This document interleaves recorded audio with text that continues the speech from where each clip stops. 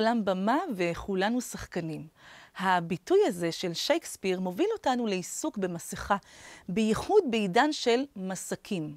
ההזמנה של המסכה לכיתה עשויה ליצור רלוונטיות בלמידה עבור תלמידים, וחוץ מזה היא עשויה גם לפתח אצלם את חוש היצירתיות. על כך ביחידה הבאה.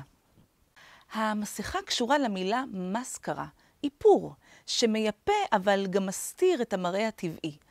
המסכה מזמינה אל הכיתה דיונים בהקשרים של מצבי זהות ורגשות, והיא מסייעת לתלמידים בפיתוח של שיח בהקשרים יומיומיים, שקשורים בשאלת הזהות ובהבעת רגשות. אני מאוד אוהבת את הפורים, ונדמה לי שאין מישהו שלא אוהב את חג פורים, כי אפשר להתחפש, אפשר להיות מה שאתה רוצה. זה לא משהו שאפשר לעשות אותו ביום-יום. עבור תלמידים מתבגרים מדובר בנושא חשוב במיוחד. באמצעות משחקי מסכות, הדיון עשוי להיות מעניין במיוחד. לעתים רבות מורים חווים תלמידים עם רגשות טעונים, שמתורגמים בהקשרים שונים של חיי בית הספר. זה לא תמיד קל לגרום לתלמידים לשתף ברגשות שלהם. אז איך בכל זאת ניתן לעשות זאת? באמצעות שימוש במסכה.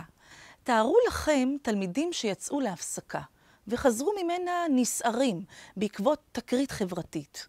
כדי להגיע לפתרון חשוב להוביל אותם לשיתוף ברגשות. אבל זה לא תמיד קל במצב של קונפליקט. התלמידים יוזמנו לשבת במעגל שבמרכזו מונחות מסכות עם מבעי רגש שונים. במסגרת בירור הרגשות והסיבות להיווצרותן, התבקשו התלמידים לבחור מסכה שמבטאת את מצבם הרגשי ולספר מדוע בחרו בה. המסכה עוזרת לתלמידים לנסח את הרגש, מה שלא תמיד קל עבורם. זה עשוי להיות בסיס מצוין לשיחת עברור, שתוביל לניסוח פתרונות. אני בחרתי במסכה הזאת, כי היא מביעה כעס, וככה אני מרגיש אחרי המקרה שקרה בהפסקה. אני בחרתי במסכה הזאת, משום שאני מרגיש בלבול אחרי מה שקרה לי בהפסקה. חשבתי שהחבר שלי יישאר לצידי כל הזמן, ועכשיו אני מרגיש מבולבל. הנה חידה. מי המחופשת שבתמונה? אז אולי שיערתם נכון, זו אני בילדותי. התחפושת והמסכה היו לחלק בלתי נפרד מנוף הילדות של רבים מאיתנו.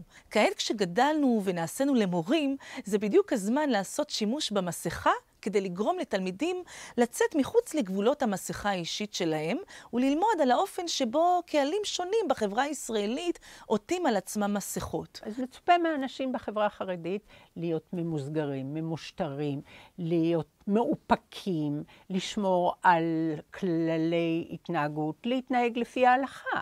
והנה משתה פורים מאפשר להם לעשות מה שבא להם. עבור מורים זו עשויה להיות הזדמנות מצוינת ליצור בכיתה דיון על המסכה בהקשר הישראלי הרב-תרבותי. כך למשל הזמנת סרטון לכיתה שמדגים את מופעי המסכה בחברה החרדית, הדתית והחילונית בתהלוכות פורים, עשוי להיות קרקע לפיתוח דיאלוג בכיתה סביב הדומה והשונה בין הזירות והתרבויות בחברה הישראלית, וגם לפתוח צוהר עבור תלמידים להיכרות עם זהויות נוספות, מעבר למעגלי הזהות המוכרים להם. לבטח תסכימו שהמסכה מעוררת את החשק ליצור ולהציג.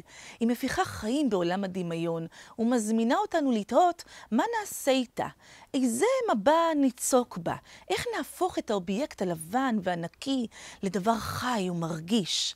הנה היבט נוסף שהמסכה מזמנת לכיתה.